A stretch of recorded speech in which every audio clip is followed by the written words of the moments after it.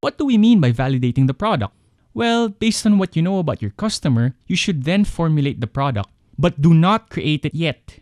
Before even creating the product, established entrepreneurs first test if this product is what customers will truly buy.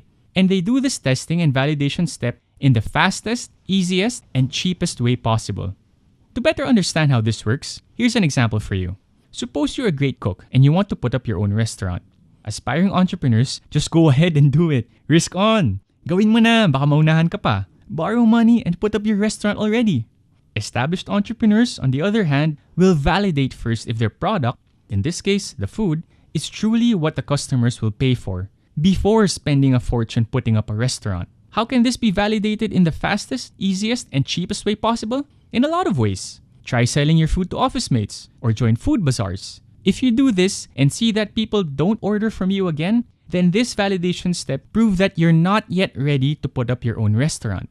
But at least you saved yourself from the risk of spending a fortune on a business that will not work. At the same time, this validation step showed you that you will still have to keep getting feedback from your customer, improving your product, and validating all over again. Say this process eventually results in an improved product that people now buy over and over and over again. If these people tell their friends, and now their friends buy it over and over again, then it looks like you have a winner on your hands. You validated that your product is now something that customers will pay for, and with this improved and validated product, it will be much less risky for you to put up your own restaurant.